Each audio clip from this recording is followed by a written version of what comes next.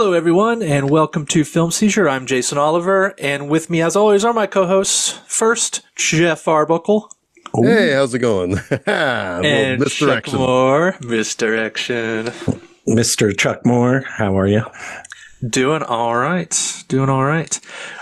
We've got another movie to talk about. Can you believe it? No. It's like we do this every week. Almost, yeah. This week's movie, if you didn't know from clicking on it, is the 2003 film by the South Korean director Bong Joon Ho called Memories of Murder. I just realized that we've never talked about a Bong Joon Ho movie. Like, in an official release. Yeah. Yeah, you did the host for Monster Mondays, Jeff. Mm-hmm. But we've never actually talked about one of his movies as an official release. I think we've talked about him in the context of a best of. I'm pretty sure we talked about Parasite on our best of that year. Have we been doing best of that long? I think so. Yeah. Well, you would have if you didn't. Yeah, we would. Yeah. But we've never done an official episode of Film Seizure on a Bong Joon Ho film or a Chan-wook Park film, which is kind of strange. Although maybe we'll kick some off here and there. I mean, did we not talk about? I mean, we did a review. We did a review. Well, I guess that would have been No Other Choice. We talked about that in a at the movies sort of format. Yeah. Non-spoiler, non-deep dive. Yeah. I'm gonna say, I still haven't watched Parasite. I'm What? Well, because here's the thing. It's like I know we're going to talk about it eventually on the show, so I have it in preparation. Mm-hmm. But just haven't. I was like, I'm saving it for when we. So let's get it on the calendar at some point this year. Well, Song Kang-ho, who plays the lead in this, is also in Parasite. He's in a lot of Bong Joon Ho's films. Well, he's in The Host also. Yeah, he's also in The Host. He's great in The Host. And I meant to look this up. Is he the dad in Parasite? Yes, if I remember. That's him, right? Yes. He's also in a bunch of Chan-wook Park films, like a whole bunch of them. He's kind of maybe the most popular South Korean actor, I would think. He's probably the most well-known, at least to U.S. audiences. I can't necessarily speak for all of South Korea, but I would say in the States, he would be the number one. Kind of like, Tony Leung or Chow Yun-fat would have been the most recognizable Hong Kong actor in the 80s and 90s. Anyway, this movie, this was a second time watch for me. I watched this a few years ago because it was one that I was checking off a few Bong movies. This one, Mother, The Host, maybe. Kind of going back into the catalog after Parasite came out, right? But other stuff, I'd seen before, like Snowpiercer. What else? Looking at my shelf over here. Well, you've seen Okja, haven't you? I've never seen that one. That was one that Bootleg Man had that one for years at the table at Horror Hound. I've never seen it. And I know Travis picked it up and thought it was pretty cool, I think. So it's obviously I know it out of it, and I'm going to get around to it. It's kind of an odd one, and it's not one that I've sat down and watched yet. Yeah. But this is an early one from him, and it's I think it's his second movie. Yeah, it is. Barking Dogs Never Bite was his first movie, which I don't think made much of an impact, and then this he made in 2003, and it was almost immediately revered by film festivals, audiences, critics. It was one of the most popular to date South Korean movies ever made when it came out. It is sort of it is based on a true story, but it's not. It takes liberties, right? Like it goes its own way in a few areas. It doesn't feel constrained by the facts of the original murders that it's based on. But it but it does take, some of the beats from it. And certainly the fact that it was unresolved at the time the movie came out. The murder was still on the loose. And well, to anyone, to what anyone knew was loose and a free person. It turns out maybe, I don't know exactly when he went to prison for raping and murdering his sister-in-law, but he was in prison when it was found out that he was the killer. Was it 2009? I thought I was reading about that, about the guy. It seems like sometime in the aughts he was after this movie, but probably after this movie, which we'll talk about the ending when we get to the ending, obviously. But the ending to me is just so fucking good, and I can't imagine being a South Korean seeing this movie in the theater with a packed house and that being the ending. That would be chilling. Right. And I'll explain why if you haven't seen the movie later when we get there. But yeah, a lot of people compare this movie to another one that came out a few years later, one that we may be getting to sometime soon. Zodiac, David Fincher's Zodiac. And I think that's a pretty apt comparison in a lot of ways. Well, I think that's this movie's got a little bit of a lot of like it's a very good detective thriller, right? Like, because there's a little bit of Seven in here. Mm-hmm.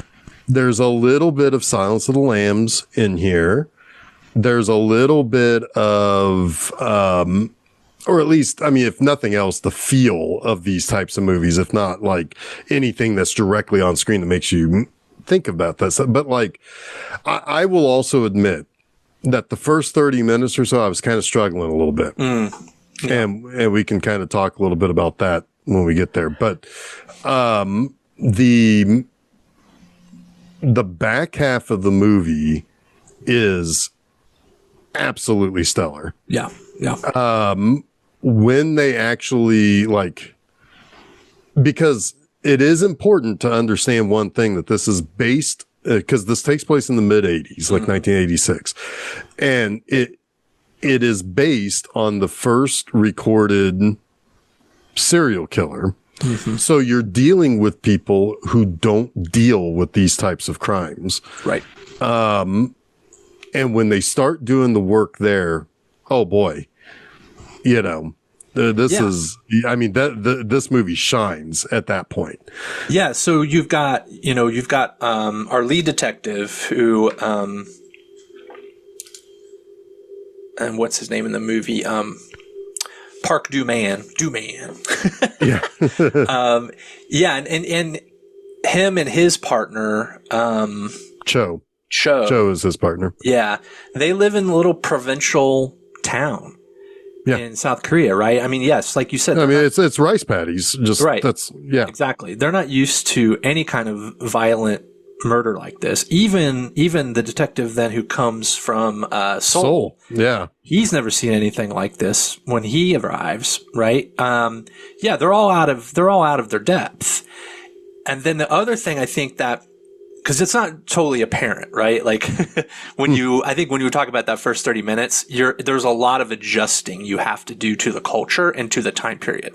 Well, and especially as Americans, like South Koreans would understand what's happening immediately. Yeah. But also I think my biggest trouble was adjusting to Park and Cho, because they are so bad at what they do. I mean, like, they are violent, bad cops. Well, here we go. Because again, the reason for that is rooted in what's happening in South Korea at the time. Like South Korea at the time is an authoritarian government. Yeah. There are student revolutionaries and rioters who are trying to bring about regime change. There are literal like clashes between, young South Korean students, college students, high school students, and authority throughout this movie. So the way that these guys police is not a due process sort of way of policing that we're used to. It is very much we will beat a confession out of you, right? Yeah, There's no imagination to how they investigate things, right? Yeah, and you know, they do come off almost as caricatures of things like Serpico and the TV show, because they're watching a TV show at one point. Yeah, the inspectors. It's like an old FBI show or something, right? Yeah, and they think of themselves as these tough guys, and they also think of themselves as being really good at what they do. I mean, there's the part where Park is saying like, I can just tell who's guilty by looking in their eyes. Yeah. And the police chief. I have a good perception of people. Yeah. And the police chief's like, okay, well, one of those guys is the brother of, it's like one of the guys raped the brother's wife. Which one is which? Yeah. And he's like looking at him, and he's kind of, and that comes back later, which is really kind of cool. I loved the police chief. Oh yeah. Because for two reasons. One, he's the Korean Cameron Mitchell, 100%. He kind of looks like the Korean Beat Katashi too, the Japanese gangster actor director. Like he looks like him so much. Yeah. And number two, he's the first one who starts really taking the police work very seriously. Yeah, well, he knows that the buck stops with him, right? Yeah, and he's reining in like the crazy Cho, right. Or at least trying to, and he's like, I told you not to hit the guy or whatever, So and then you have the female officer who is really the only one who's doing real police work, detective work. Because like each of the characters have each a different role to play in this investigation, right? Like in one regard, it was, like for example, she's doing a lot of like just piecing together what she's seeing and knowing, right? The guy from Seoul is doing the kind of the human part of it, actually trying to be thoughtful when he talks to people. Which plays very heavily in the finale of the movie and his arc, and, chose the dangerous, tough one. And Park is just kind of he's the cynic, but he's instinctual and he's got bad instincts. Right. But he's also very like cynical about like the actual work that the woman does. It's like, oh, radio station. Yeah, whatever, but it's like, focus, lock in here. It's like, she's got the right, but he can't get past not being the main guy, Yeah, exactly. And like the detective from Seoul, he immediately hears that and he's like, "Oh my God, yeah, you're on to something." And the police chief, then he's like, "Yeah, we need to dig into that." And it's and yeah, Park is just he's a freight train. But it is interesting because they have completely two of those two specifically, the Seoul detective and Park have very different arcs. Like one is he matures as he, as this whole story goes. And in a lot of ways, is it Seo? So he devolves, right? Yeah. He, this whole thing affects him in a very negative way to the point where he becomes what Park was at the beginning. Yeah. And he, it's almost like, and we'll see when we get to the end of it, what my read, cause I read this movie in two different ways at the end. But I think of it like, So thinks he can't believe humanity is like this. Like that it can get so ugly like that, because when you first meet him, he's trying to be, he's kind of the more pleasant one. He makes the friend with the high school girl the school girl who he recognizes as very shy, but gets a very important piece of information from her. I just think he's the one who truly understands people. I think he understands that people can be evil. He sees the His murderers. His falling apart is the fact that the perfect science fails him. Yes. Yeah. It's failure. It's failure that he cannot contend with. Because logic, DNA, evidence, all that stuff points in a direction, and it comes back the way it comes back. Right. Yeah. Chuck, I was saying while you stepped away there that I had a bit of trouble in the first 30 minutes locking in, but it was the second half of the movie that I think is what makes this movie great. And I just made the comment that a lot of the first 30 minutes is settling into the time and the culture, right? That what you have is a provincial, village that isn't used to seeing any kind of real violent, crime like this.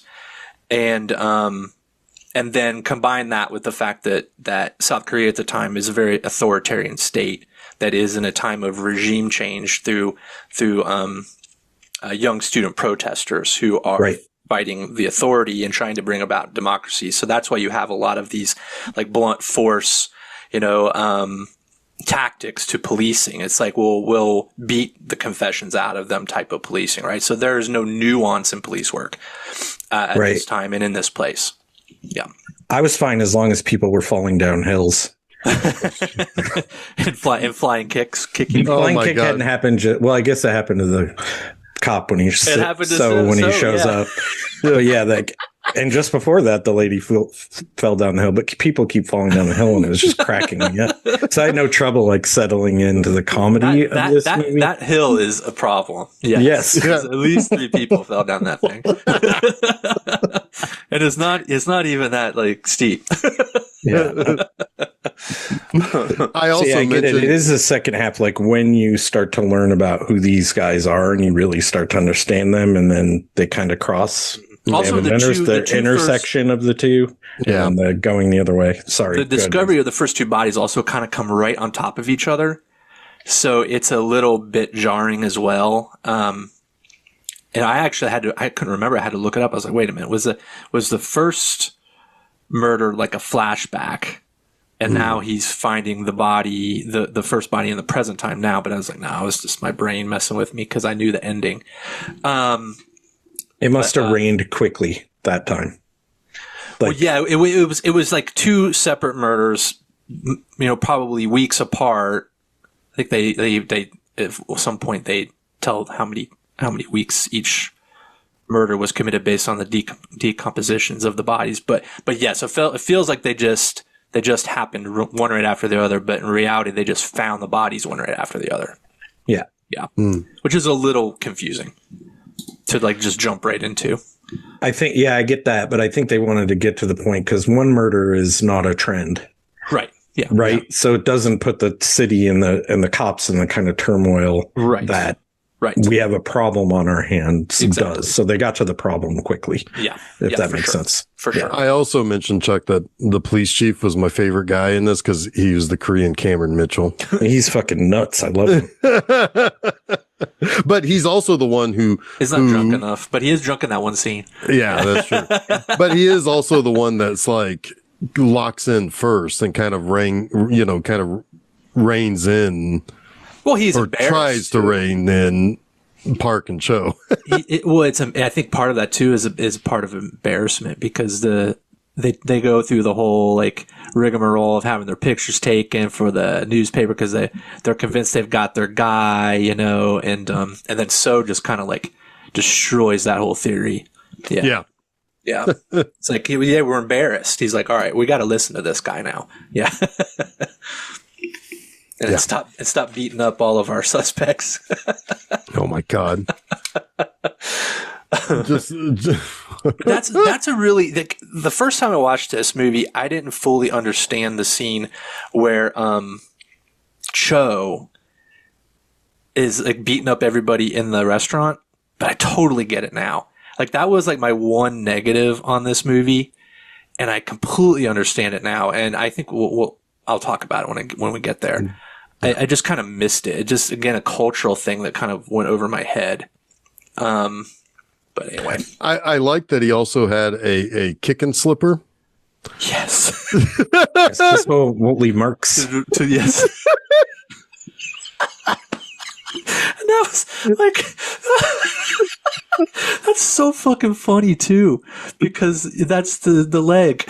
Yes. And then they Yes. cut to it, the shoe with the slipper on. Yes. That's just so fucking funny. Anyway. It's also informative because he's done this enough to know he needs that thing. Right? Like, he's abusive a lot. Yes. So basically the movie just jumps right in, right? Yeah. Like you've got Park on the back of a wagon arriving to a storm drain or a drainage, I think that's what it is, storm drain, yeah. It's something because I also thought maybe that was a rice paddy and it was just excess water would run off of it or something. It probably It's a drain of some sort. Somehow, yeah. So there's a covered part, and inside the covered part, there's a woman who is tied up, gagged with her own underwear, or with her own, is there a bra? I think one of them, she might be the one. I don't know. The MO is either the brassiere, like strangled by the brassiere, or panties over the head. Panties over the Panties over the head to cover the face of the attacker. Yeah. But her hands she's kind of hogtied also, and she's just kind of stuffed in there. And oh my God, right away, you can tell these people are not ready for a murder scene because they're trampling over everything. Kids are just running wild. He's trying to yell at it. There's a kid that's repeating everything he's saying. I thought for sure that kid was going to come back in this story. Oh, he would be the he saw something instead of the other guy. Right. And he would have repeated it, kind of thing. Yeah. And, but yeah, and it's like, this is also where you get it, like he kind of bemoans the kids. So that kind of does play a little bit to like what's kind of going on at the time too, right? Like with the younger generation is going to be the death of everybody, or whatever. But yeah, mucking everything up. They're mucking everything up. It's slapstick, basically. The first act is like slapstick. Oh my God. It really is. Cause then by the time they get to the second body that's just in the middle of a field, that's even worse because it's adults that are fucking everything up. That is an unbelievable shot, by the way. The way the camera moves and it's all one shot and it's in the chaos of it, all the people bumbling through the crime scene, that the falling one person down hills. falling down the hill. He goes, the one police officer tells him that they found a footprint, and he goes to the footprint, he circles it in the mud, and then he goes back to like get people to stop and get away from the crime scene because forensics aren't there. And then meanwhile, a tractor is coming and he's trying to then turn around and get it to stop, but it runs over the track, and it's all in one shot, and it's just so impeccable. Like the chaos of that, you really do feel it. Yeah. And it's a comedy of errors shot it's like perfectly. funny, but it's also there's so much anxiety in it, right? Because this would not be what you would normally see in a movie like this, right? Well, you're immediately like, no wonder they didn't solve this fucking crime. Yeah, exactly. Yeah, I had mentioned Silence of the Lambs earlier, and it's like Jodie Foster was a student and she had shit under control. Yeah, but again, I think that points to the town itself being one that doesn't see murder like this. It probably has petty criminals who you do beat up for confessions, right? Yeah. Well, and this is the first time that things like this has happened in the country where there's like, oh, we might have a serial situation going on here. Yeah, we find that out later that So is like, no, nothing like this. Never seen it in Seoul. Yeah. Well, I was wondering what that meant exactly, like to the meticulous extent of the killer, like doing the things the killer did, or there was no ever serial killer in Seoul before this? It's or in South Korea's first serial killer. Yes. Yeah. Wow. Yeah. And so that makes this also a little bit like Jack the Ripper, right? The idea that this is bringing a country that had never seen stuff like this into the modern age of this stuff is going to happen. Yep. So yeah, all of the comedy of errors make sense in that respect too. Yep. Yeah. Yep. Absolutely. Yeah, they're just ill prepared. Like there's no class in police academy in South Korea for serial killer crime scenes. Yeah, and for whatever reason, they need to find somebody guilty like as quickly as possible.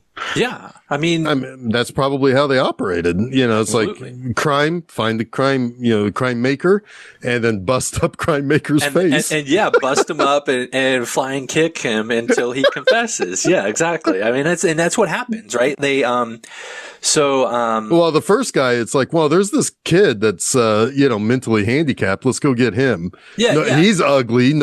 He probably gets angry about that. It's a classic example of who do we scapegoat, right? Yeah. And who do we scapegoat that isn't going to create much of a stir? Well, whomever is deemed the least valuable in this society, right? And of course, it's going to be this, poor mentally disabled kid who's disfigured to boot, right? So he's kind of like the village monster. And he gets this tip from his girlfriend, who says that he always followed the one of the murder victims around and seemed like he had a crush on her. So, that gets his little brain going, and he's like, well, we're going to pull him in and we're going to get a confession. Because he's like, who else could it be, right? Yeah. It's classic fucking old movie murderer. Yeah. The whatever word I'm supposed to use here. The outcast, right? Yes. Yeah. I mean, Yes. Who are the troublemakers, or who are the undesirables? Those who we look at first, right? Yeah. Well, and I very much like Park's girlfriend, because every time that they were together at home, that was the one time where Park actually felt like a human and not like bravado. Because I felt like she was a sex worker that used to be a nurse. I don't know. I mean, they married later. She wasn't. I thought that too. I got sex worker vibes as well from the first scene with them. But when he makes the comment, I hear very popular. You make house calls. She's actually like a door-to-door nurse. Okay. I knew she used to be a nurse. Like, I got that part of it, but I thought she switched jobs. It would probably be more lucrative. That heavily, her job plays heavily into the final murder. Yes.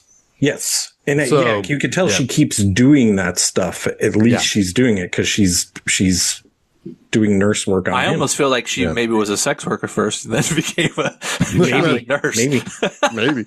But whatever. I mean, but this is the time where it's like, sorry, real quick. She's another like female character who is the wise one in a lot of ways, right? And is kind of dismissed or even like presented in some ways as perceived to be a sex worker in quotation marks, right? Like when in reality, we need to be paying closer attention to those characters because they hold a lot of the wisdom and the key to solving this thing. Yeah. And she, I felt like when they had scenes together, it just seemed like Park was more vulnerable. Yes, that is. And so those were scenes that I really connected with early on when I was like struggling. And it's like, oh my God, later when she's like talks him into doing some voodoo shit. Oh my God, that killed me. That's so that though, I was thinking about that. That's really goofy. And then I thought, well, not really. I mean, we still have FBI agents who will consult psychics. Right? Yes. So it's not really any different at all. Right? No, but I mean, but like, and it's so funny because it's really funny though. Yeah. But what does play out though is, well, they find another suspect. Yeah. And a more reasonable suspect than the first guy. But you didn't say that to any lady that we knew, right? Because that's a different lady. Wait, what are you talking about? The lady that gave him the charm that he uses. Oh no, yeah, that's the shaman. That's the shaman. Okay, I thought you said. Yeah. I got it now. Sorry. Because she said, because the girlfriend says, just go see the shaman. You better not charge me. Yes. You better not charge me for that charm. And then he paid a bunch for it. Yeah. Do you know how much this cost? Oh God. But yeah. So anyway, but like, no, I really like that girlfriend character because every time they had a scene together, it's like, wow, this guy goes to her and reveals, whether he's doing it consciously or not, he's revealing issues he's having on the job. Well, like she is what we would consider a good crime investigative partner. Yeah. Like it's what he should have at work is someone that listens to him and talks to him like this, and someone he's willing to share with like this on the job. But instead he has a madman as a partner. And he brings up his own, manliness is at stake if he's wrong. Right. Yeah. Kind of feeling to him. And I'm guessing that's like a very Korean thing too, but I don't know. Could be. I do know that there's a strange thing going on in Korea today with like a lot of misogyny in younger generations to the point where the Korean women are like fucking done with it. Wow. It's like there's a whole movement of like, nope, we're not messing with you fucks. Good for them. Yeah. I was thinking that it's possible that he has a little bit of imposter syndrome. He overcompensates. He elaborates his skill set, right?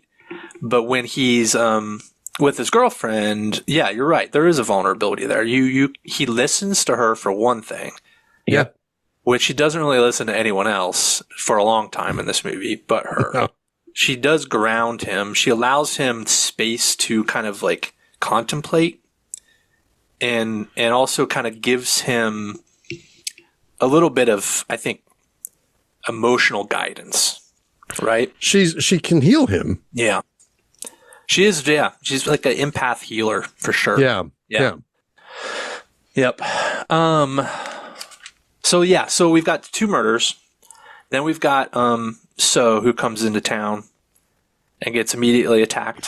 Well, but one thing that the murders are doing is causing everybody to be on edge. So women who are alone are starting to feel nervous around men that they don't recognize from the town. And he is not a man from the town. And he's kind of just, he wants to ask her for directions, but she's kind of hurrying away from him. He doesn't know how to approach her. And then just so happens, falls down the hill. She falls down the hill, and then he tries to go help her, which turns into a struggle, which then flying kick to the chest from Park, and he's down the hill now too. Yeah.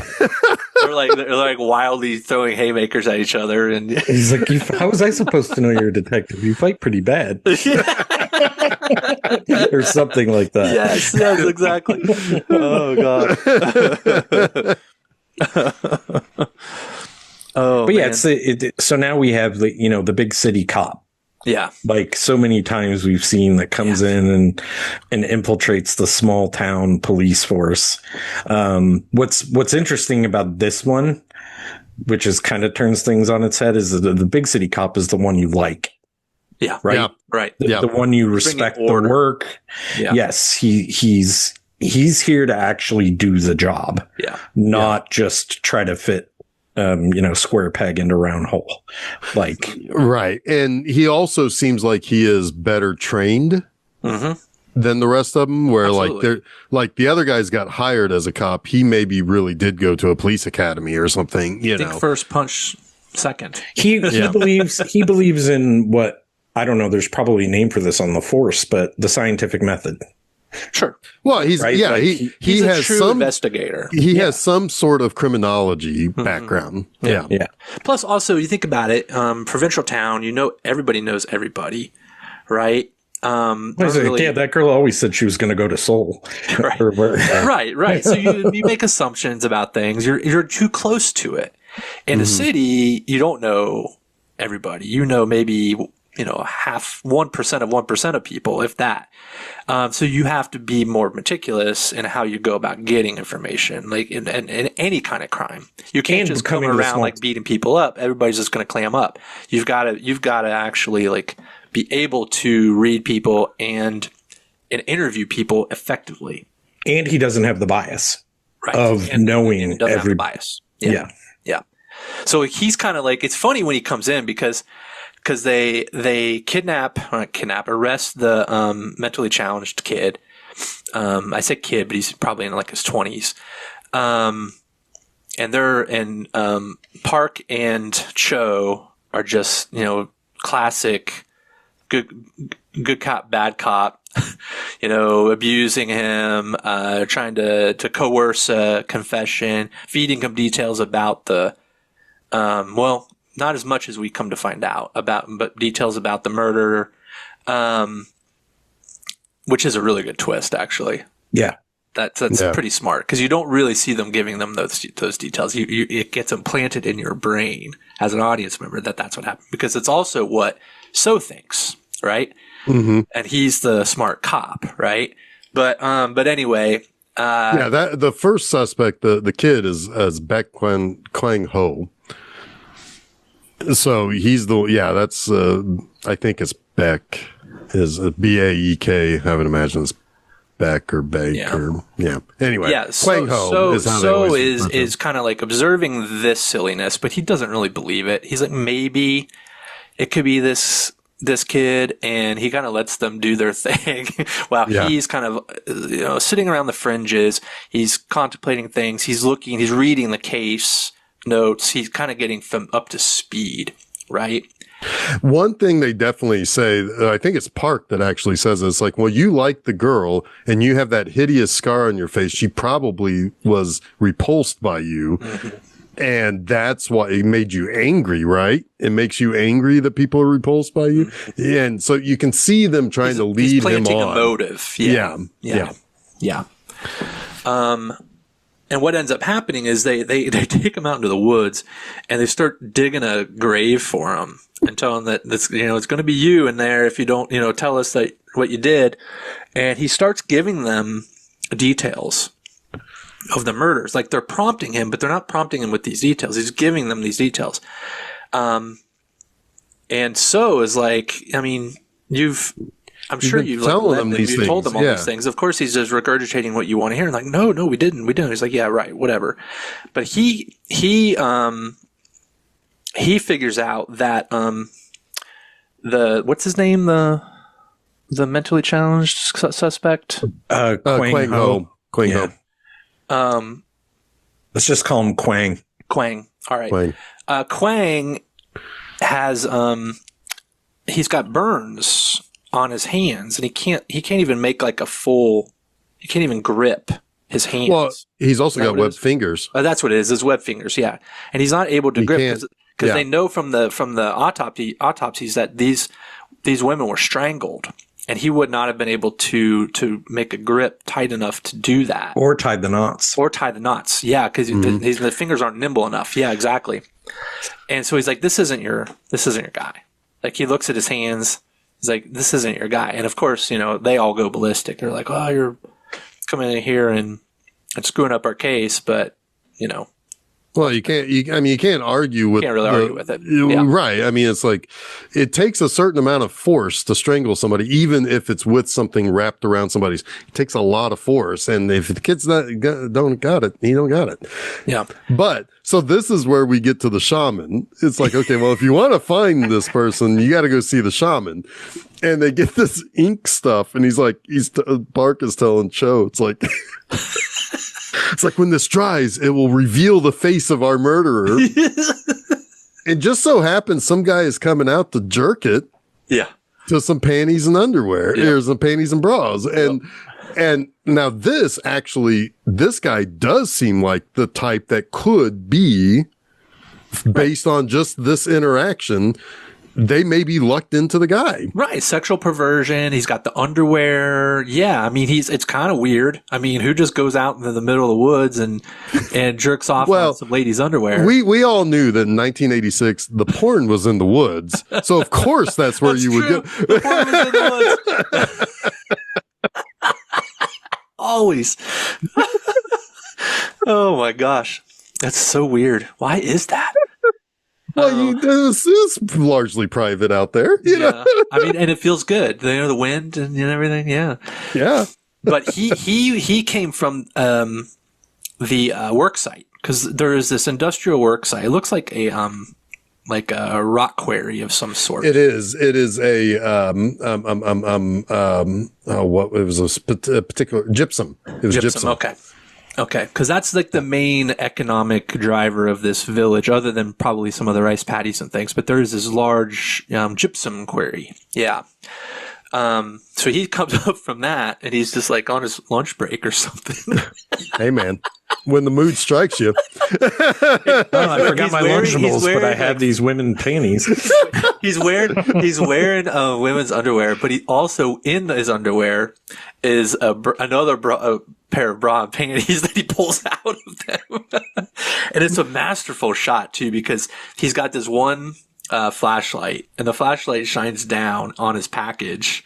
Right, masterful. But it's really quite well composed, and then you see him pull out of his women's underwear that he's wearing the brassiere and another pair of panties and lay them on the ground. That whole scene, like, that's hilarious, funny, but that whole scene is shot well, because you have the two groups of detectives on either side. Mm-hmm. The depth of field is awesome. Yeah, the depth of field. Sorry. Yeah, and then what's his nuts steps on a twig. Yeah, so that's you've got the two guys out there doing their shaman shit. You've got the masturbator, and then you've got So on the other side of the clearing, who he was just there kind of contemplating. He went back to the crime scene. He's smoking a cigarette. He's the kind of guy who's like, he's trying to get into the mind of the killer kind of thing, right? We'll circle back around to there had been a third killing by this point, because that's why So is there. That's where the girl was found. Yeah. But we'll circle back around to that death, because that is the one truly terrifying scene of the movie.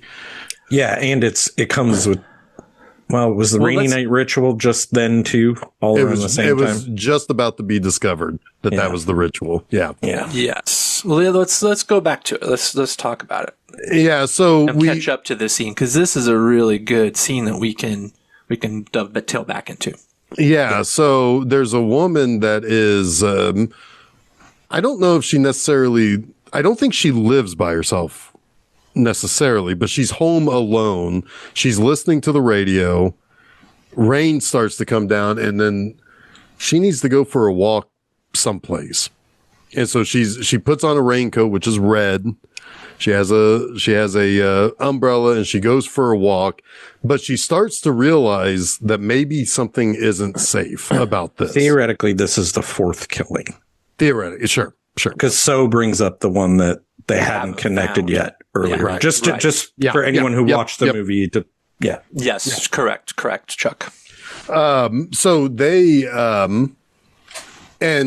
so she's starting to kind of get an uneasy feeling walking along the road. And of course, this is the same road that's got the little hills on either side of the road.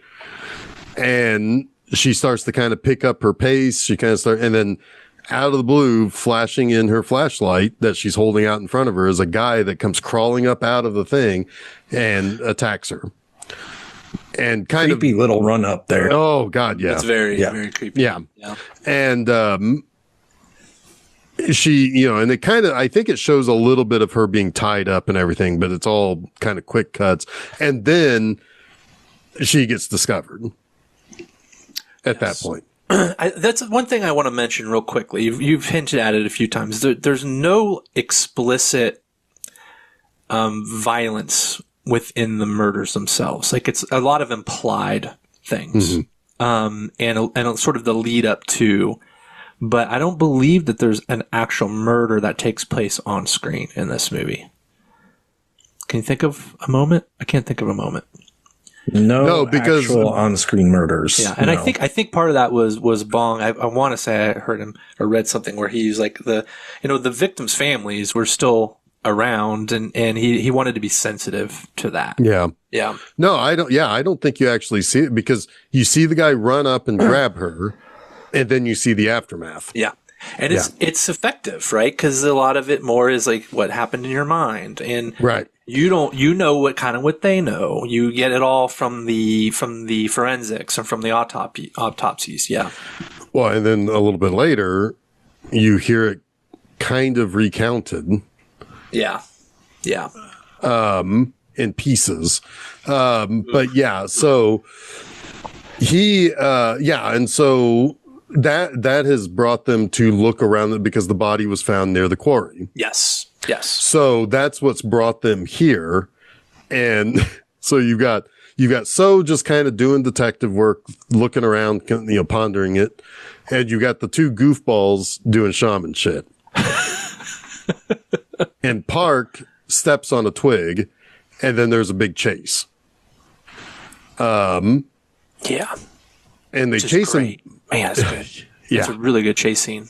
It's very realistic. There's one kind of like this in Mother, a movie that he made a couple years later that's also very good. It's all these dark, narrow alleys, and they can't all run like together. They have to go single file at one point. Single file. Because they're getting in each other's way because it's very tight. Yeah. Yeah. But they eventually chase him back to the gypsum mine, and it's Park who spots the women's underwear sticking out from the guy's, and that's pretty good eyesight because he's way the fuck over there. Mm-hmm. And eyes of a shaman, man. Yeah, pretty much. And he's like, okay, round those guys up, and they start lining him up, and he's kind of checking, he's looking at each of their eyes, and it's like, yeah, this one, and in comes flying Joe. Fucking guy. But so they bring him in, and they're basically doing the same thing to him as they were doing to Kwang Ho. Because this is Byung's son. Yeah. And they're basically torturing him into admitting that he did something he didn't do. Yeah, and at this point, you have actual protesters outside the police station, because the the students who have been protesting the police state, like the actual regime, are now like targeting the police themselves, because they see the same authoritarian tactics being taken that they're fighting against, right? So they're protesting outside the police station. You're torturing citizens, but they're like, whatever, this is how we do things. Yeah. Another flying kick. Right. And meanwhile, you have So, who actually goes to Byung-sun's home, and he realizes he's got a sick wife. Yeah. He's got a bunch of kids. He does some more. A lot of hidden pornography. A lot of hidden pornography. But that also kind of in line because he's a very religious man too. Yeah. He goes to church. What do you say? He goes to church. Goes to church every Sunday. He's dependable. He's devoted to his sick wife and his family. Yeah. So none of it lines up. Witnesses. Yeah, and so nothing really lines up for So, but he doesn't have the one thing yet that he needs. Now, in the in-between time, So has learned what's being said at the local school about the killer. Mm-hmm. That he comes up out of the outhouse. And is it So or is it Park that says, well, he must smell like shit? One of them makes one of them. But there's one girl in particular that tells the story that she's heard, that, they come up out of he comes up out of. Because they met her on a stakeout when they were trying to trap the killer on a rainy night. They sent the girl cop out to be bait. Yeah. Yes. So he goes to talk to that girl at the school. Yeah. Right. And so this is, he talks to the girl and she's very shy and she doesn't really want to say too much. He does help her like she fell down or something and had like she had a pebble that she landed on a pebble. Yeah. So she got a little slide or something and got cut by a pebble or something. Important because he puts a Band-Aid on her back. It's heartbreaking. Yeah. And so, but she tells him that, well, she just assumed that it's true because she hears the crying from one of the outhouses. And he goes to investigate the outhouses, and a teacher comes busting out and was like, "What the hell are you doing here?" It almost to a point has like Candyman vibes. A little bit, yeah. And but the teacher explains that they found a woman in one of the outhouses crying after she was attacked. Yeah. And that she lives in that house over there behind the school, basically. And so he goes there and finds this woman who's very traumatized, who, just basically is doing her laundry, hanging her clothes up outside. And he realizes he has to go get Officer Lady Cop. Kuyuk. Yeah. And so she comes to talk and record her statement. And it turns out that she is a survivor of the attack. And she can say exactly what happened, which was, she was attacked, she was tied up, she was gagged, used her panties to cover her eyes so she couldn't really see anything. But there was one thing she knew. He had very soft, supple hands. Yep. And she was very smart too, because she's like, he would have killed me if I saw his face. So I never looked at him. Mm-hmm. Yeah. Even though her face was covered, like prior to that, she was keeping her eyes closed. Yeah. Why exactly did he let her go? I think she's right. Because she didn't look at him? She couldn't It's ID very, it. very possible. And it could also be his first attempt. And I would guess it was. It didn't escalate all the way either. Yeah. Okay. Like I think often happens with people who become killers or rapists or something at first, and it keeps escalating. That's fair. Because the bicyclist passed by. I might have spooked him too. I don't know. Could have. Yeah. Yeah. Okay. So whatever the case is, he did not go all the way to even strangle her, at least all the way to death, obviously, but she survived it. And she told her story. So that sends So back to the police station. And for Byung-sun, he does not have soft hands. He has a worker's hands. Mm-hmm. And he's like, "This is not your guy. Cut him down. Let's go." And Korean Cameron Mitchell's like, "You tied him up to the ceiling, didn't you?" And they're like, "Yeah." Yeah. This is when he berates Cho too, right? He kicks him down the stairs. He's like, "Don't ever go in the investigation room without my permission," and it essentially like suspends him. And Cho sucks. Yeah. He walks off, and we find him a little bit later.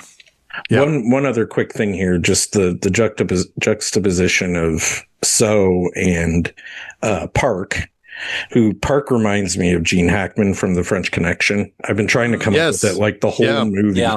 Or the whole time we've been talking, like, who does he remind me of? Reminds me a lot of him. But so Park is like, I can look in your eyes and see evil. He calls himself a shaman of the eyes, I think. Right. I think he says that. Yeah. But he believes he can look you in the eyes and identify whether you're guilty or not. Obviously, he can't. No. Right? No. I mean, even the police chief kind of proved that in the very first scene. He even mentioned that. Right. He probably picked up like a string of like easy cases early in his career, and like he got a big head, and he's like, I could figure out anything. Yeah. but then you have So or Seo, however you pronounce it, who looks at the actual tools of the job, the hands, right, to determine guilt. So he's looking at the evidence. Yeah. Yeah. It's just a very simple way of showing their two you're right. investigative styles. Mm-hmm. Investigative styles, but also like they're still very tactile, right? Yes.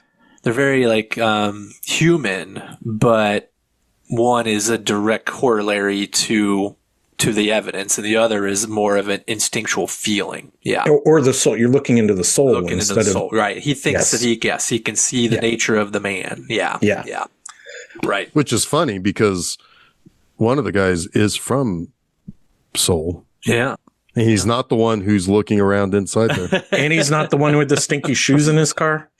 No, Like, yeah. Oh my God. Yeah, when they were trying to, when they're trying to He frame planted a footprint. Kwang Ho. Yeah. Yeah. Oh my God! And he gives him new shoes because yes, he tries to get him to confess by planting his footprint in the mud and like showing him. It's like, see, your footprint Over where the tractor print got ran over. Yeah, right. Yeah. Yeah. And it's just so silly. But he's like he goes through the whole rigmarole of like taking a photograph of the mud, getting it developed as evidence, showing it to him, right? Like he's really committed to this ruse. And then when it comes around time where he feels a little bit bad about it, he buys him new shoes because his old shoes stink so much. He's like, see, I got you Nikes. They're really nice shoes. These are nice. And so it's like, wait a minute, it says NICE, nice? You couldn't even get them the real thing? Like, whatever. They look just like the real thing. I like these Nice. conversational scenes where there's a lot going on, but you can still pick up what everyone's. It feels like the one director that I can't remember. Altman. It feels like Altman, but even more like understandable. Yeah, because Altman at times far is more not understandable. Yeah. Of course, the subtitles help too. Yeah, Sure. Oh, sure. Yeah. Except for they printed them over top each other like Altman would have. I totally would. It's funny. I've never actually put on an Altman movie with subtitles. I should do that. It might just be a full screen of subtitles. Yeah, it would just come There's down no like picture. Star Wars. Yeah. Yeah.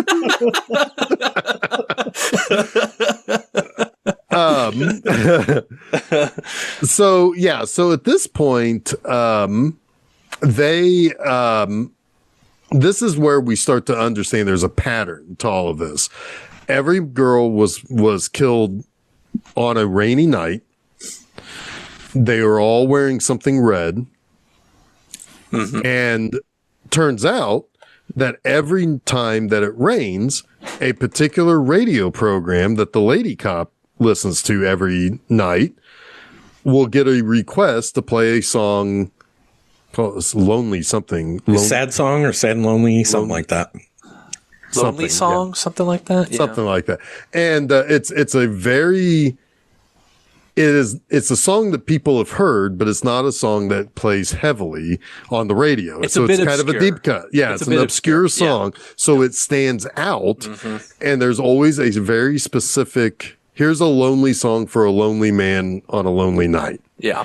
And it's always, and the radio station just plays it for the guy. And they start to realize that every night that the song was played, it was rainy and somebody was killed. Mm-hmm. And so, as we said earlier, Park is like, whatever, radio station. Yeah, it's shamans. Yeah, we'll go get the shaman.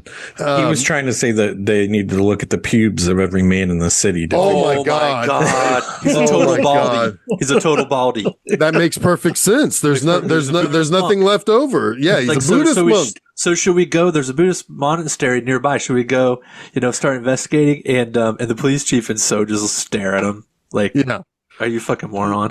And then so he takes off on chasing down this radio station lead, and then Bong just goes right back to Chief Baldies. Yes, but it is like his, I think, earnest effort at being an actual detective. It's actually not a bad thought. It's not a bad thought because there is no evidence, and it's him trying to be a and then what does he do? He starts going to bathhouses and saunas. He's looking at people, and he's checking out all the naked men's genitalia, and it's so fucking funny. Again, he's like, "Hey, guy, never mind, get dressed." Is insane. Well, my note on that was bad cops look for shaved dicks, good cops do cop work. Well, yeah, I feel like there's a PI joke in there, like a dick joke, right? A private dick. Yeah. Well, they're not so private if Make your Park's dick not around. private. Looking at private dicks. And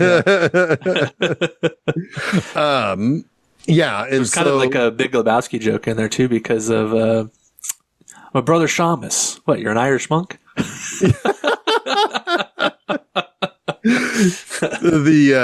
So basically, they're kind of, I mean, like it's not as easy at the radio station. The radio station is extremely disorganized. Yeah. Yeah. To the point where by the time they actually find out that there was a request made, the original DJ has fucked off. Yeah. He's quit. So they get the notification just too late. Yeah. And the trash is even too new to be contain the postcard. Yeah. Right. Yeah. And so they miss a murder by moments, really. Yeah. Because they don't get the notification quite on time. But I do love the what shot. A great shot. Yeah. Are you going to talk about the hand in the rain? Because that's a good one. Well, I was just thinking about like when everybody rushes out of a room or everybody has left the room and it just kind of lingers on the radio playing the song. And you hear the rain in the background. It's like, uh-oh. Oh, yeah. I think that's the same scene where So puts his hand out the window and the rain falls on his hand. And it's like, they know there's going to be a murder tonight. And it's like, but they have no place to start other than there's going to be one tonight. They just know. They just know it's going to happen. And all they can do at this point is get ahead of the next postcard. Right? Right.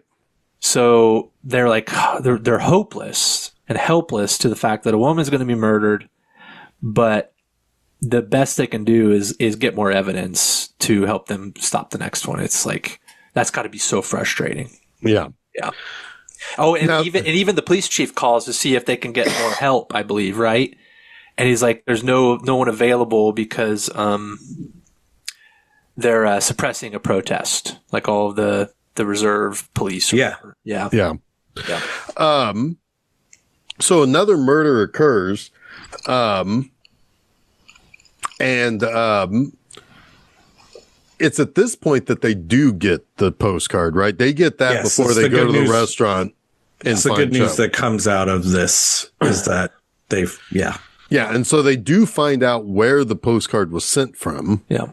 And so they do go and investigate that guy's apartment. He's a young guy that works at the mine. Mm-hmm. And he works in the office. He doesn't work on the ground. So he does have soft hands. Mm-hmm. And this is Park Hyung-gyal. So I know we've talked about potentially doing Zodiac soon. Have either of you seen Zodiac recently? No. I watched it just a few months ago, and this scene and the scene with John Carroll Lynch where they follow down like the lead of who is probably sending these Zodiac letters, and it's like it's incredibly similar. Interesting. Like, finding this guy at his work, like being 90% sure this is the guy, but not having enough evidence, and them kind of like being coy about it. Oh, yeah, it's good stuff. So they do begin to question this guy, and he's he's part of the younger generation. He's very standoffish against the cops. He's like, I know what you do in here. You're going to beat me until you get something from me. Mm-hmm. And he's like defiant. He's like, I'm not going to play your game. I'm not going to allow that. Yeah. To happen to me. And there is, you do see a coldness in this guy that you could kind of say, hey, they're on him. You know, they caught their guy. They caught their guy. Yeah. Yeah. By the way, what I love and what I think the most about this movie is in these segments here in the second half of the movie where think of yourself as a juror and you're being presented this case and how you will have to vote. Mm-hmm. And it's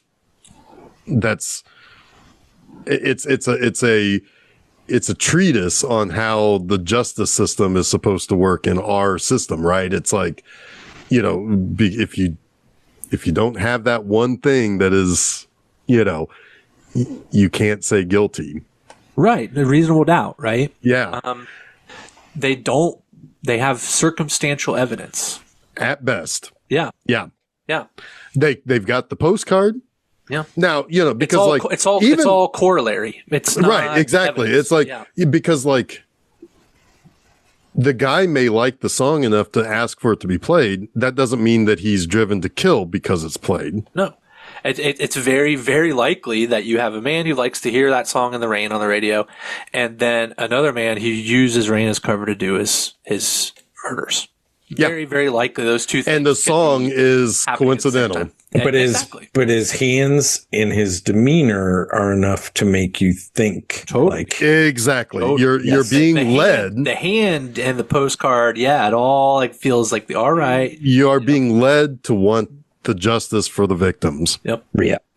Yep. And that's why I have multiple reads at the end of this movie. It's also very convincing against anything we've seen before this, as far as investigative work. Well, because Bong or Park has come down to the level of So at this point. They're on the same level of trying to do actual work. They'll come up to, I would say. Well, I should say, yeah. I mean, I was just thinking of them crisscrossing at a certain point. Yeah, that's fair. That's fair. The intersection is here. Yeah. Yes. Yeah.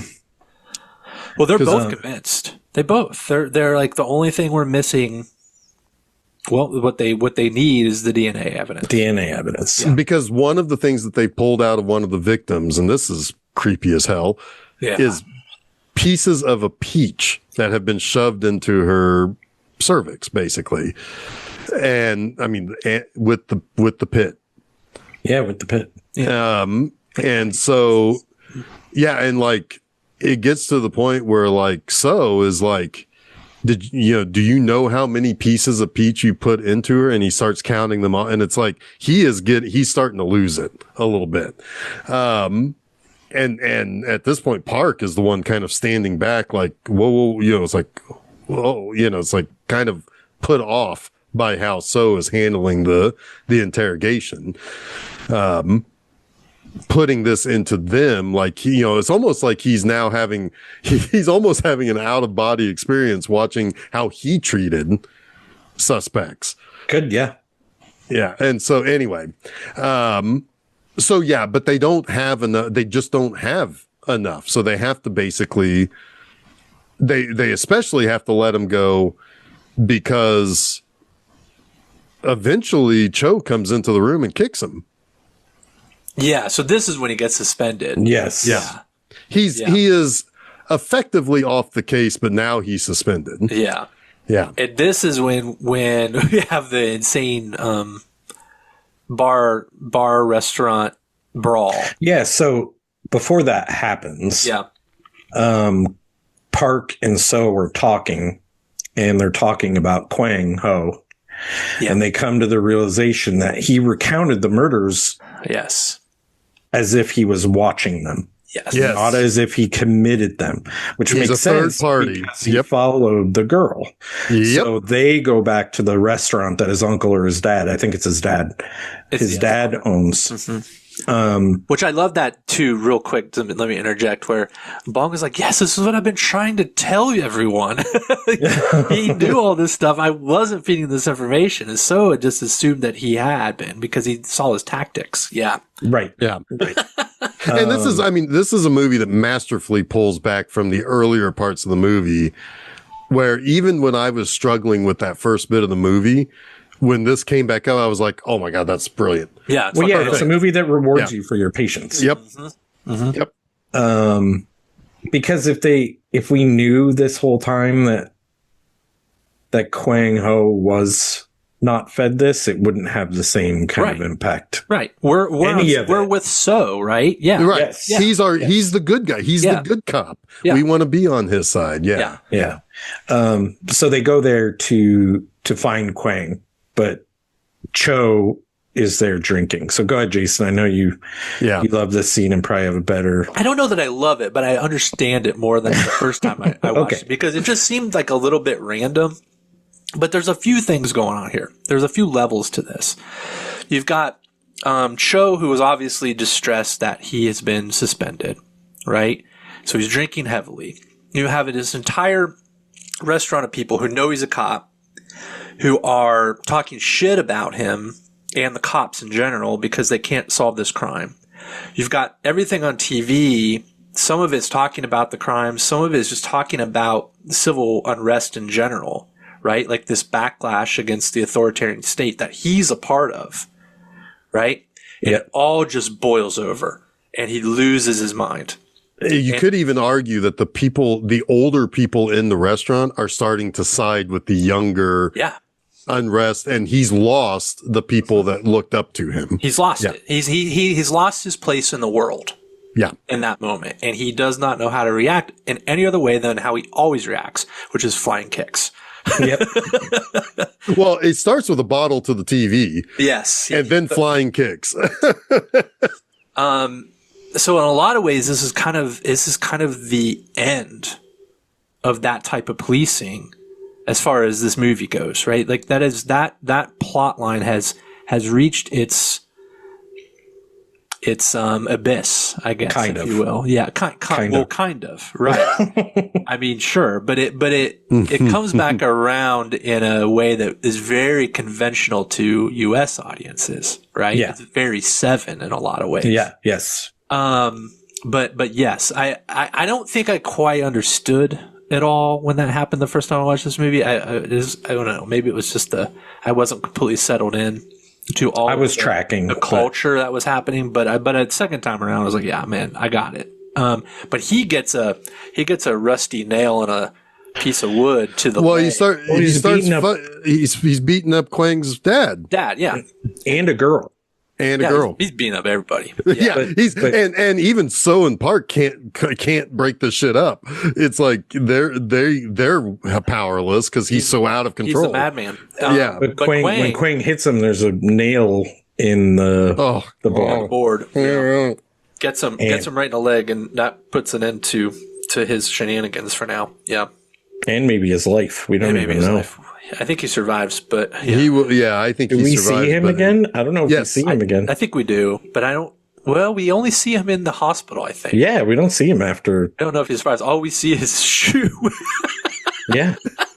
And his kicking slipper. Yeah, exactly. Let's tie a bow on this. So he ends up having to get his leg amputated because of tetanus.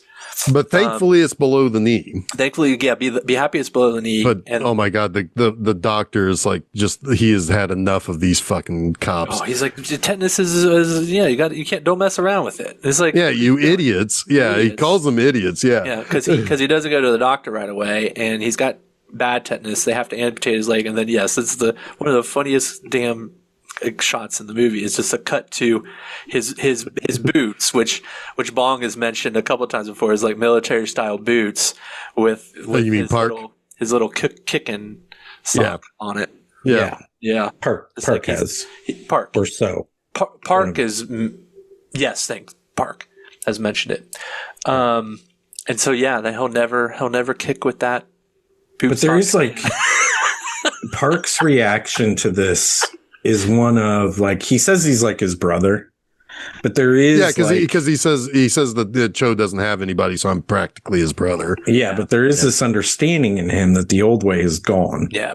Oh yeah. Right. Like we can't police with our legs anymore. And he is effectively signing off on the end of this. Yeah.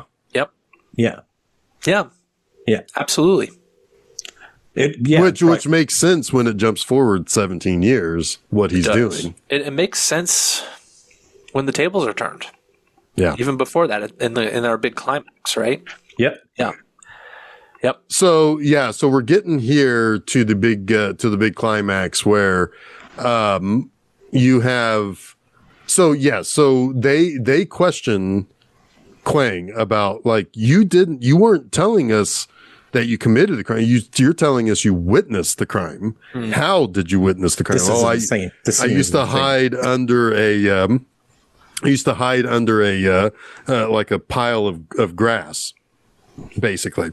He's just hidden something. Yeah, he's hiding in something, and he saw the person bring the girl in, throw her down, tie her up, all of that stuff. And so he's like, "Did you see his face?" And they pull out a picture of Hyung Gao, and it's like, have you seen, is this the person you saw? And he freaks out. Yeah. And he starts talking about being burned. When he was a little kid. When he was a little kid. Now, this could be because he does have a mental handicap. It could He's just be 100% saying that was the face I saw, in my opinion. Well, it could be. Well, this is what I was thinking when I was watching this. It's like, okay, I still don't have actual evidence that the guy they're after or that they think they have is the guy. This kid could be one, saying that he saw that guy. Two, he could be saying this is where he goes when he's under duress. He thinks back to when he was burned. Yeah. Or three, if the guy killed him, maybe, but he may have also been the person who burned him. Yeah, I thought that too. I mean, at the very least, I thought maybe he was the guy who burned him and they don't know that. And maybe nobody knows that except for the two of them. I think it's his personally, like, I understand. I like that third one. To me, it was his fear response. Yeah, sure. His fear response is always to go back to that moment that was worst in his life, and seeing that face sent him there. Yeah, that is the way I read it. I think that is how it's written to be, but I was like, I do kind of take a couple of paths here in this part because, again, I'm now sitting in the juror's box, right, watching this movie and thinking about the possible doubt. Well, I was also thinking like how easily it would be to discredit his eyewitness testimony, right? That too. Exactly. Yep. But that's as close, I think, to as Bong, considering who the audience might be for this film. Sure. And that the families are still out there, is saying, I want to tell the audience that for this film, this guy's guilty, but not because this is based on a true story. It's kind of like delicately dealing with it. Sure. I could see that. Yeah. I mean, but Zodiac does the same thing several years later with the Zodiac Killer. It's wild. It's so insane, the parallels to this movie. Yeah. And Zodiac, that came out in 2007, I think. A few years after, huh? Yeah. Interesting. But I mean, I think Zodiac was the first film shot totally in digital. Really? Yeah.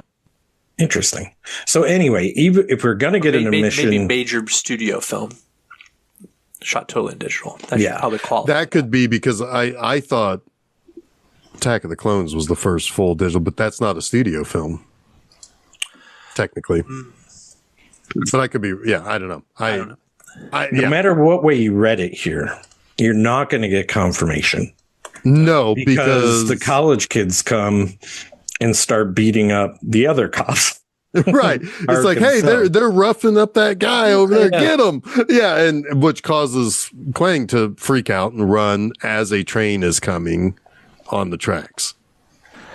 Zodiac was one of the first major Hollywood studio features to be shot entirely on a high-definition digital camera.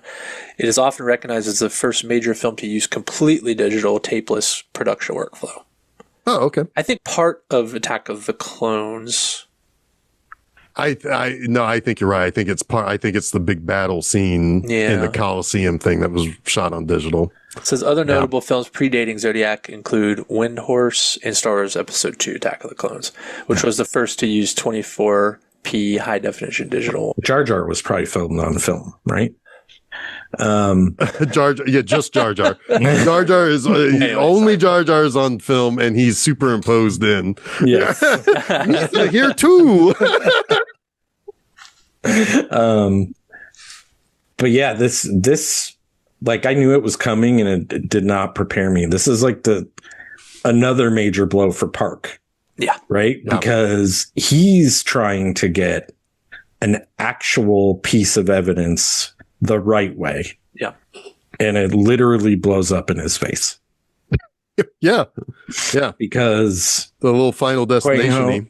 Quang Ho does not get off the tracks. He runs up there and I think he devolves again into that space of fear. And he gets run over by the train. Yeah. And he blows up, and Park is sitting there with blood all over him. And it's like, man, Park has had a rough couple days here. Yeah. And it's kind of put him in his place a little bit, too.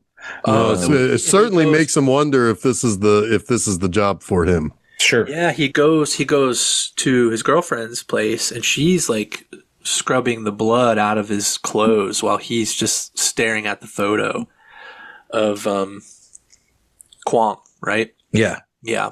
Or whatever. Yeah. Yeah. And Names are so not similar. Kwon. Kwon, I think. I don't know. The soft hands guy. oh yeah, Byung Sung. Or no, I'm sorry, Hung Yao. Hung Yao. Okay. Yes. They're out of order on the list I know. here. I know. Anyway, Young Yao. Yeah. yeah, Hung Yao. So they, but they do catch a break here because there's semen in the most recent victim. Yes. So this might help them find the person that they're really after. If this guy that they think it is the actual guy. But The problem is that in 1986, South Korea is a bit behind the times. They have to rely on America, and that means they have to ship it to America. And then it's the waiting game of coming back and getting Oh, man. yeah, and like So is constantly like calling and and checking on the results, and he's like getting impatient because during this they have Hyung-gyu, whatever, under surveillance. Yeah, constantly. Yep. And that can only go on so long. You have a bunch of sleepy detectives that by the time the semen might come back or the results might come back. We have another murder that happens in that time. Yeah. Well, because he falls asleep. Yeah. Mm-hmm. Yeah. That's a good tense scene. It's one of those like, it's just you've got the girlfriend, right? Oh, this is the final. I mean, we're at it now. This is the big climax. Pretty close too, yeah. Because we still have one more murder before the climax. Not really. Not really, because it starts as one and diverts to another. So it's all one scene. The girlfriend leaves Park and goes to get her little fill bags or whatever so she can give medicine to people. So she fills her backpack and she starts walking down the street. At the same time, there's a young girl. I don't know if either of you recognize her at the time. I didn't until the reveal. I did later. She was the young girl that originally questioned, about the guy coming outhouse. Yep. Yes, about the outhouse. Mm-hmm. At the same time as that, we have watching Hyung-gyu, however you say it. I'm sorry, Hyung-gyu. And he falls asleep. Yeah. And loses him. So then we cut back to the two girls, right? Both walking in different directions along the path. We have, presuming the killer in the woods, looking at both of them back and forth, and finally decides on the young girl. Unfortunately, the girlfriend looks back, hearing it, but doesn't go back to check. I don't know if she would have been able to do anything, but it is like a tense and kind of like sad. Oh, I wish she went back to try to help. And it's entirely possible she didn't know exactly what she heard. No, absolutely. I mean, if she knew what she heard, she would have went back. Yeah. I mean, at least I assume she didn't leave to someone to get murdered, I would assume. Right. But, it ends up that it is the young girl that gets murdered. Mm-hmm. By the time Park is already there, like walking away from the scene. You see people throwing up, and Park is just like devastated, absolutely devastated, done, kaputs. You can tell he's done. As So walks in and sees the girl, looks down, sees the bandage on her back. Takes it off and then covers her up, I think. And they're like, "Oh, you're taking a corpse." Yeah. It's like, come on, this is much better handled than all those goofballs that were falling all over the place earlier. But maybe they've come a long way. Yeah, maybe. This breaks So. Yes, Like, absolutely. Not only does he feel responsible for another murder because he fell asleep. Seemingly, that's what he believes, right? We don't know. It's ambiguous, but it's someone he knows, and it's a young girl.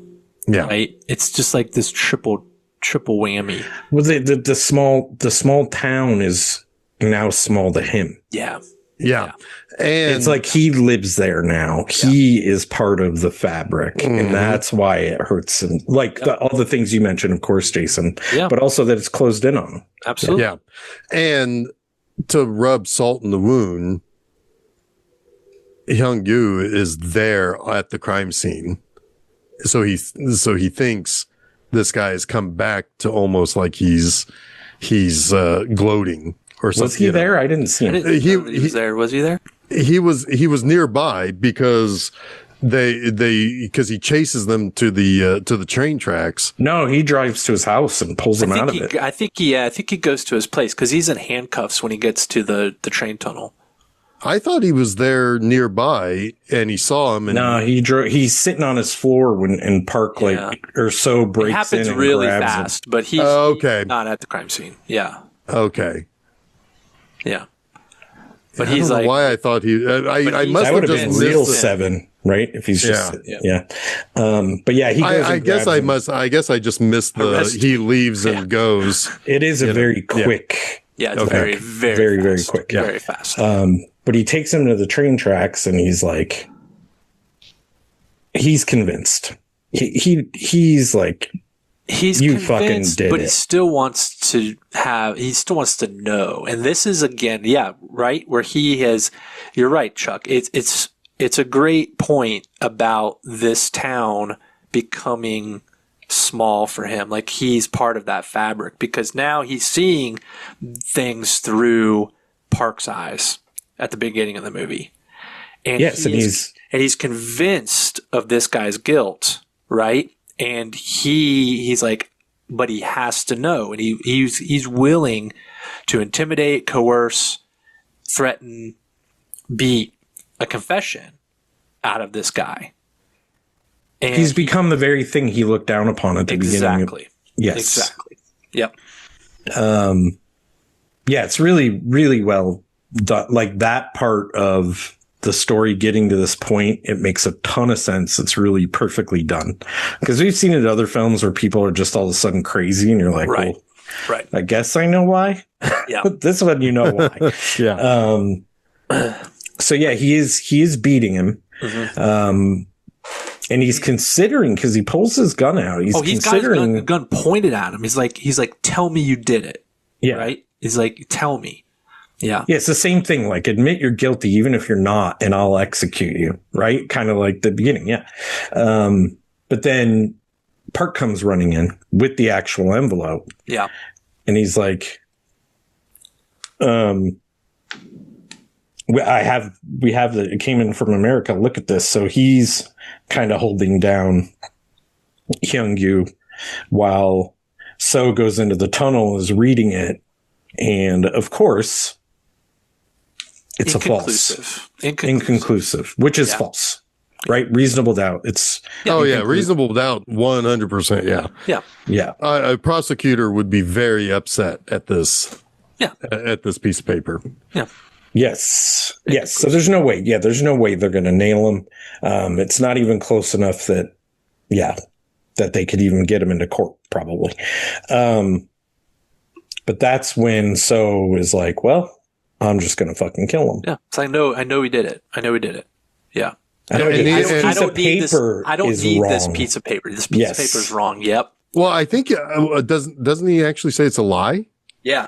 Yeah. Same. This is wrong. It's a lie. Yeah. So I mean, he's come full circle. He's not full circle. He's come 180 to someone who is following the evidence, to someone who cannot believe the evidence in front of his face. Yep. Right. Yep. And and so he walks up behind. He walks up behind Park and puts. Well, he walks up behind Park and puts the gun in his chest, and then Park puts the gun down, which is, if you weren't sure before, he's fully come 180. Yep. Right. In a way, he's seen enough violence. He knows that the evidence, and I have a feeling he can't read so good. Or at least can't read English. We can't read English.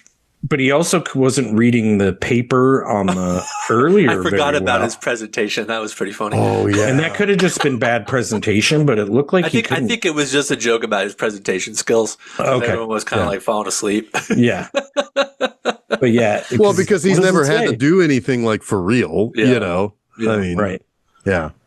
But he puts the gun down that So's holding, and he tells Hyung-gu to just go away. Just get out of here. Mm-hmm. Just go. Yeah. To which he does. He starts disappearing down the tunnel, and then So shoots a couple times. Yeah. And then you think that he got him. Yeah, because he's laying on the ground in the tracks. Yeah. But then he gets up and just trots off. And yeah, so that's effectively. He's still in handcuffs too. Yeah. Which, is kind of wild. Yeah. Yeah. And that effectively ends the story in 1986. Yes. So we move forward 17 years and we catch up with Park, who's now got like 2 kids, 2 teenagers, and he's married to So Young. Yeah. And he now works. Oh, I can't remember. He sells like juice-o-matics. Yeah. Like juicers. Yeah. And he's on the phone with somebody. It's his boss, I think. But he's like talking about like going to see Chairman Kim. Oh, yeah. Yeah. Which is like, are they doing business with North Korea? I know. I was trying to figure that out too. Like maybe it was just a chairman of the board.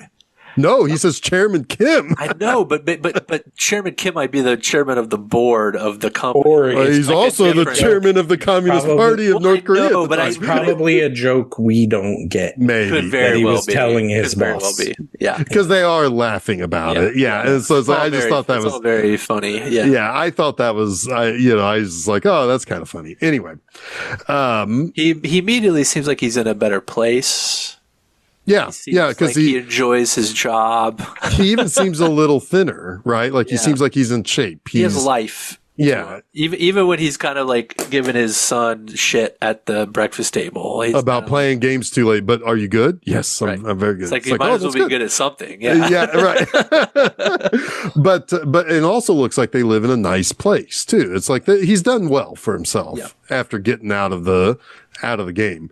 But he realizes where they're driving by, and he asks the guy that's driving the truck to pull over for a second, and he walks along the street of where the movie began, basically, and he looks into the little storm drain and where the body was found, and a little girl from the school comes up.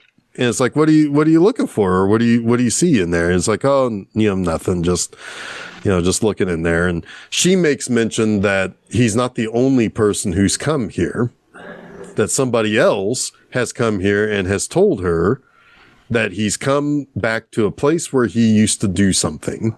Mm-hmm.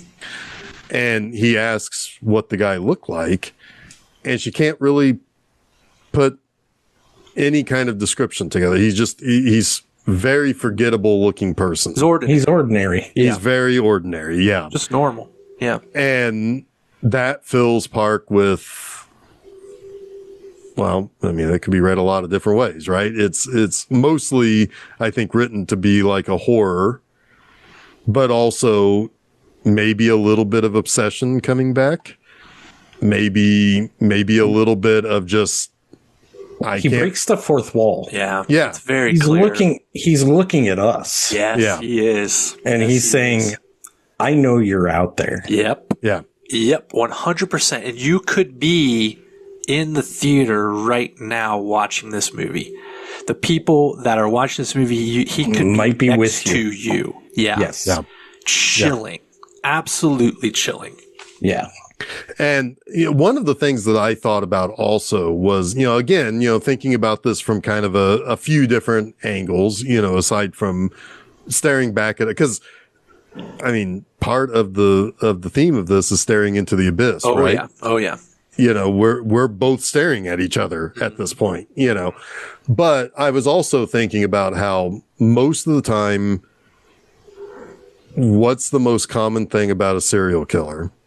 They're the most average looking person. They could be anybody, and they're not usually going to be the most attractive or the most ugly person. Seemed like such a nice young man. Yep. Right.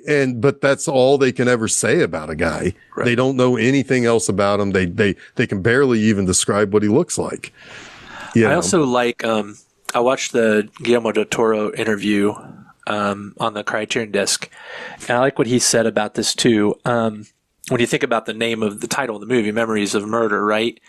He said he thinks it ties directly into the ending. And I'm paraphrasing here, but he says there's a terrible nostalgia for that place and moment by both the cop and the killer. Yep. It's like that is, yeah. Yeah. Well, because, I mean, you could also even say that nostalgia for that moment is why Park is better off now. He realized that wasn't where he belonged. But there's still that part of him where he wouldn't have gone and looked in that storm drain, right? He would have drove right on by it. Yep. But I imagine it would be pretty difficult if you see that place that you don't you have to think about it a little bit. Like, I mean, hell, that happens in any place. It's like, oh, there used to be a whatever there. If you had full control, you wouldn't go look. Sorry. True. Maybe something will trigger in my memory.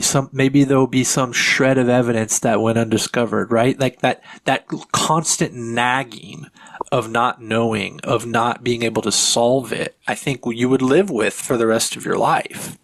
Right? Yeah. No matter how much you've moved on, you can't fully move on from something like that. That's actually universally true in cold cases. A lot of people, they even, there are cops that even go, they retire, but they never stop thinking about it, and they end up getting questioned by the new guy who picks up the case. Yeah, I mean, that was the whole Golden Gate Killer, right? Mm-hmm. A lot of retired cops helped solve that with Patton Oswalt's wife. I can't remember her name. Meredith Salinger. Thank you. Reflections in a Dead Diamond had a little bit of this feel in a different way, but a little bit of this feel to it on a grander scale, I guess, like a longer film. Like the cop was older for more of the film is what I'm trying to say. Yeah.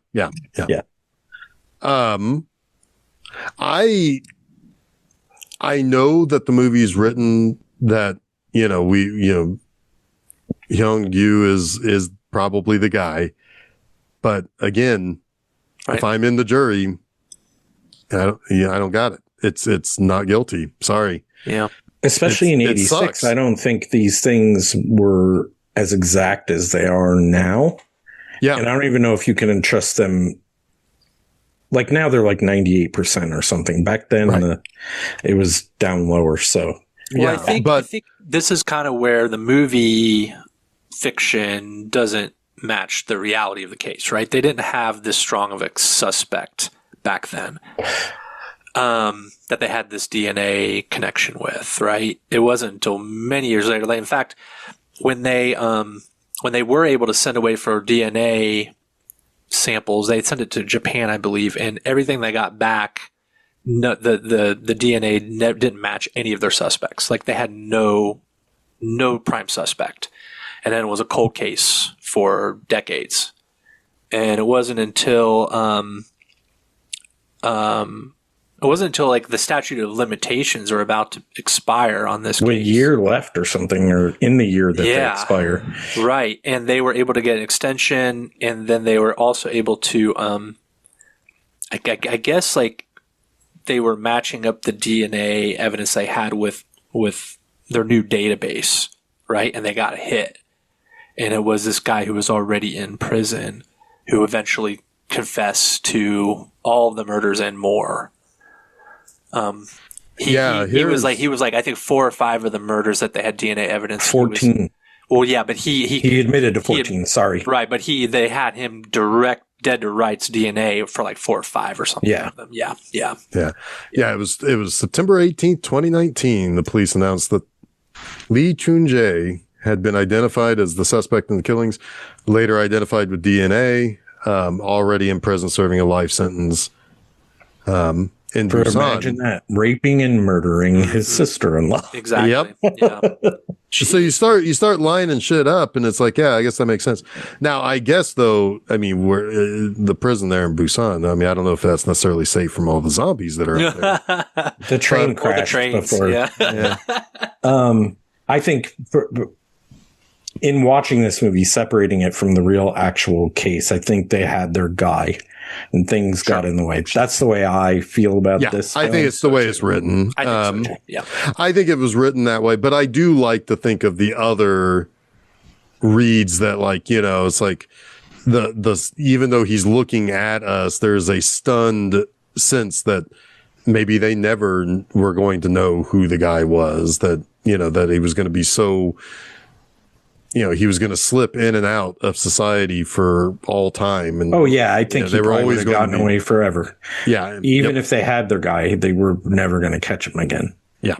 In my, I agree with that. You know, this guy, what's his name? Bong. He makes really good movies. He sure does. He really does. This was a movie where it's like I said, the first 30 minutes, I was like, man, I don't know. This feels like a dud. And then the only thing that I didn't care much for on a movie making level is that the final killing broke all of the previous modus operandi. Nobody was wearing red. It wasn't raining. The song wasn't playing. Well, the body was found in the rain, though. I think there was a reason for that. Yeah. Because he was under surveillance, and it wasn't until he could break surveillance that he could kill again. And the urge was greater than that's and that I know, like in a criminology stance, that's going to be the way it's going to go. I just was like, I don't know. I was just like, wait. He probably left way more evidence that Probably. Because that was one thing. I don't know if it was Cho or Park who mentioned that the rain gives a lot of good cover to not have fingerprints and footprints and stuff like that. Everything's washed out. Yep. Which at the time, I think they were using it as just an excuse to beat the hell out of their suspects, but they were right, you know? Yeah. It's a really good movie. Very tense, very eerie, something that sticks with you. It's what a good crime thriller should be, like a Silence of the Lambs, like a Seven, you know. And the comedy is placed in ways that it doesn't take you out of what's happening even a little bit. No, I mean, and that's hard to do. It's really hard to do. It's almost subtle, but not. It's right. It's over the top, but it's like backgroundish. Yeah. I don't know how to describe. It's just really well done. Like people falling down hills during very tense scenes is funny, but it doesn't take you out of it. And it all serves the story, I guess, right? Yes. Yeah. Yes. Yeah. The bumbling definitely does. For sure. Which is fine, because that tells you the same thing that you need to know, which is they're not prepared for this. This is not, I mean, there's room in again, bringing up Jack the Ripper. There's room in a Jack the Ripper tale for bumbling, because these people aren't used to seeing the same thing over and over. That's why I want to make my Jack T. Ripper movie.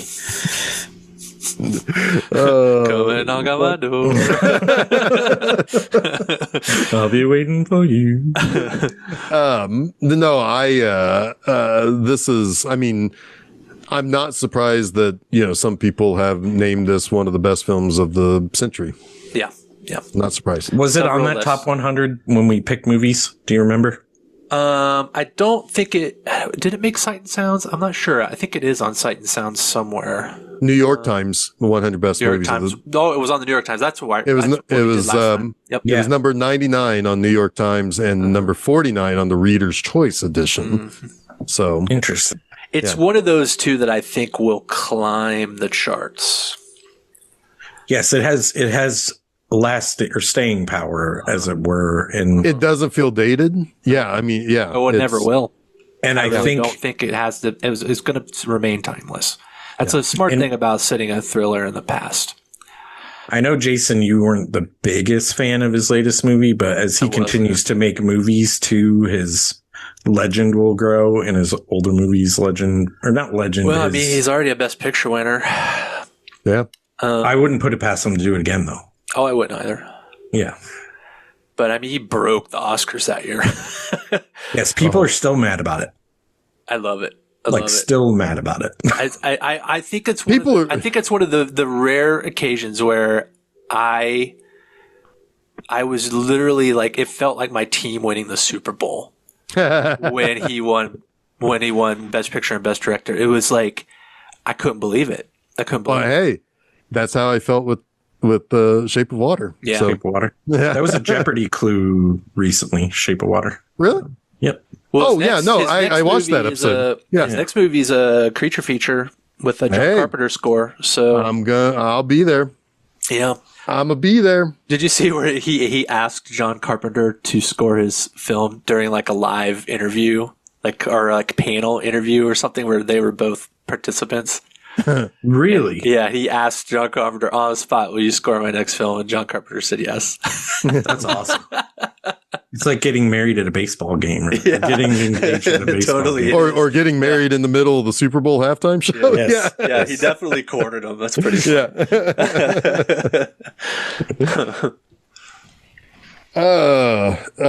Good stuff. Good pick, Jason. Thanks. You know what we got next week? What? We got a chance to talk about a lot of good stuff. Oh, a lot of good stuff. A lot of good stuff, because I think 2025 was a pretty dang good year. It was pretty dang good. Well, I've got on this Cinema calendar. is alive. Sure is. On my calendar here, it says now playing best of 2025. So that's what we're going to do next. There it is. It's our annual, we can call it the Seizures because we always try to line up with the Oscars. The Seizures, I like that. So, we'll be handing out our best of 2025 next week. I think there's going to be some good variety, because I think I have gone largely different than what Jason is going to pick. Chuck, I think you and I are going to have a couple that are the same. We've got some certain overlaps. Some certain overlaps for sure, but not maybe not as many as we have the last couple of years. It's a better year in general when there's variety in our picks, because that means there were more films that appealed to our tastes and separate tastes. And absolutely.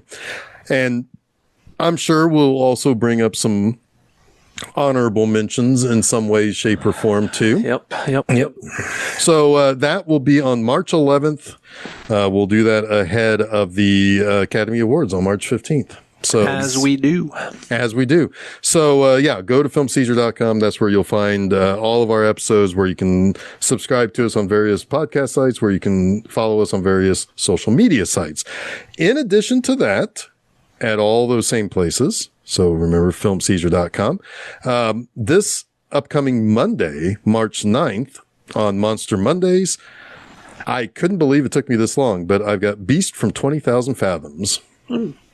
Oh. That's a good Harryhausen monster effects. Actually incredibly important for Godzilla. It's the movie that inspired Godzilla the most. So, anyway, so there is that at filmseizure.com on Monday, Monster Mondays, episode number 375. Damn. Yeah, right.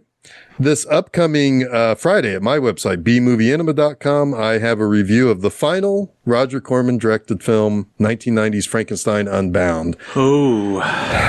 It's one I was all in for, and then it just doesn't quite work out. Doesn't quite work out.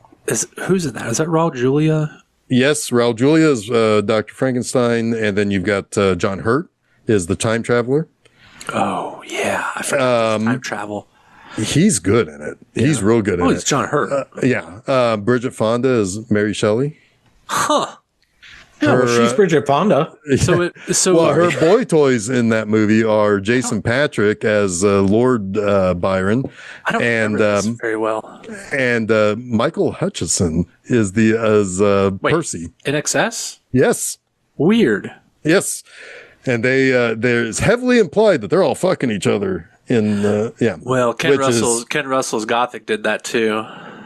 It's historically accurate. They're all fucking each other. Yeah. They're all free Ken love libertines. Ken Russell's Gothic did all of the stuff without the Frankenstein, right? But added like a weird sleep paralysis subplot. Very strange movie. Was the sleep paralysis monster a Frankenstein monster? It was like a ghoul, like the classic sitting demon. The chess demon? The chess demon, yeah. Oh. Yeah. I've seen that feller. Yeah. Yeah. Huh. There's sort of a thing like that in the Del Toro Frankenstein. The statue that's always crying. Yeah, that's true. I didn't think about that. Yeah. Anyway. Yeah. So Frankenstein and Batman, loved the effort, didn't love the movie. Yeah. But anyway, so let's get back together next week and talk about really good shit from 2025. Let's do it. All right. Until next time, I am Jeff Arbuckle. I'm Chuck Moore. I'm Jason Oliver, and you have been listening to Film Seizure.